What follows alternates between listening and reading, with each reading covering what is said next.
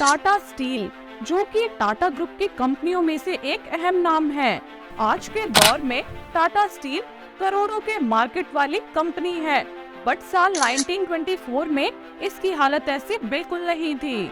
उस दौर में टाटा स्टील की हालत काफी खराब थी, इतनी ज्यादा कि कंपनी अपने एम्प्लॉइज को सैलरी तक नहीं दे पा रही थी।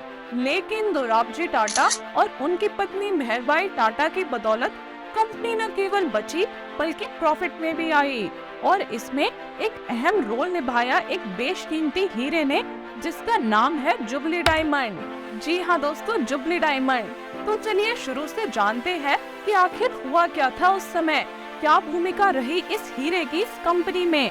पर उससे पहले अगर आपने अभी तक चैनल को सब्सक्राइब नहीं करा है तो जल्दी से चैनल को सब्सक्राइब कर लो ऐसी ही इन्फॉर्मेटिव वीडियोस रोज देखने के लिए, और इस वीडियो को लाइक और शेयर करना बिल्कुल मत भूलना।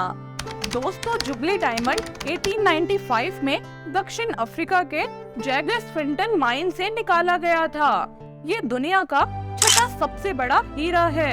1896 में इसे पॉलिशिंग के लिए एम्स्टर्डम भेजा गया और 1897 में इसे क्वीन विक्टोरिया की डायमंड जुबली के नाम पर नाम मिला, जुबली डायमंड।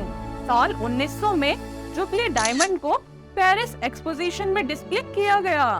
ये एक ग्लोबल फेयर था जहां का मेन अट्रैक्शन था जुबली डायमंड। उस वक्त जमशेदजी टाटा के बेटे दोराबजी टाटा ब्रिटेन में ही थे और उन्होंने इसे अपनी पत्नी को गिफ्ट देने का फैसला किया, और उसके बाद उन्होंने इसे लंदन के मर्चेंट से 1 लाख पाउंड में खरीद लिया। और उसके बाद उनकी पत्नी ने इस डायमंड को एक प्लेटिनम के छल्ले में डालकर पहनना शुरू कर दिया था। के पास जो जुबली डायमंड था वो 245.35 कैरेट का था। इसका आकार कोहिनूर हीरे से भी दुगना है। तो बात है उस समय की जब जमशेदजी टाटा के बेटे सर दोराबजी टाटा 1904 में टाटा ग्रुप के चेयरमैन बने और 1932 तक इस पोजीशन पर रहे।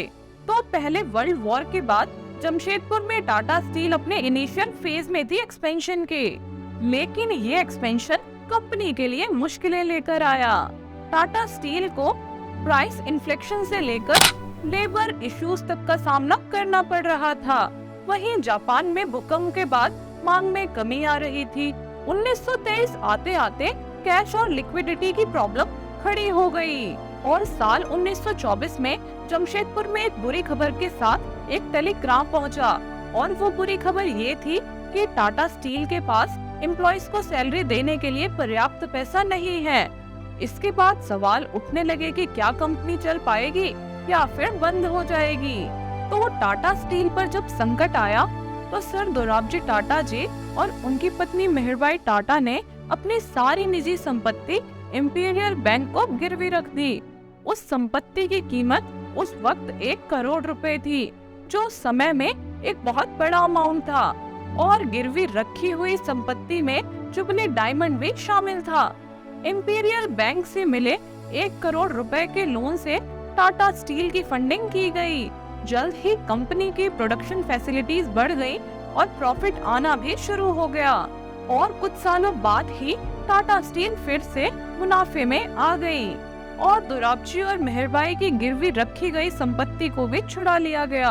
1930 के दशक में टाटा स्टील में प्रॉफिट बढ़ने लगा, और साल 1931 में मेहरबाई और साल 1932 में दोराबजी टाटा इस दुनिया से चले गए।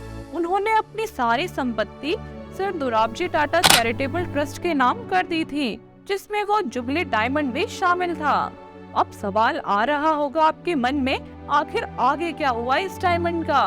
तो साल 1937 में जुबली डायमंड की बिक्री कार्टियर के माध्यम से हुए, और बदले में हासिल हुआ पैसा sir Dorabji Tata charitable trust के पास गया। जुबली डायमंड को एक French industrialist M Paul Louis ने खरीद लिया था। बाद में इसे हाउस मुआद के रॉबर्ट मुआद ने खरीदा। ट्रस्ट ने जुबली डायमंड की बिक्री से हासिल हुए फंड्स का इस्तेमाल टाटा मेमोरियल हॉस्पिटल समेत कई संस्थानों को बनाने में किया, जैसे कि Tata institute of social science, Tata institute of fundamental research. तो दोस्तों, ये थी कहानी उस डायमंड की जिसकी टाटा स्टील कंपनी की मुश्किलों के वक्त एक अहम भूमिका रही। तो आज की अपनी इस वीडियो में बस इतना ही।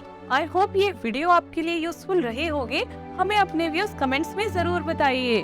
साथ ही अगर आप चैनल पर नए हो और आपने अगर अभी तक चैनल को सब्सक्राइब नहीं करा है तो जल्दी से चैनल को सब्सक्राइब कर लो ऐसी ही वीडियोस रोज देखने के लिए।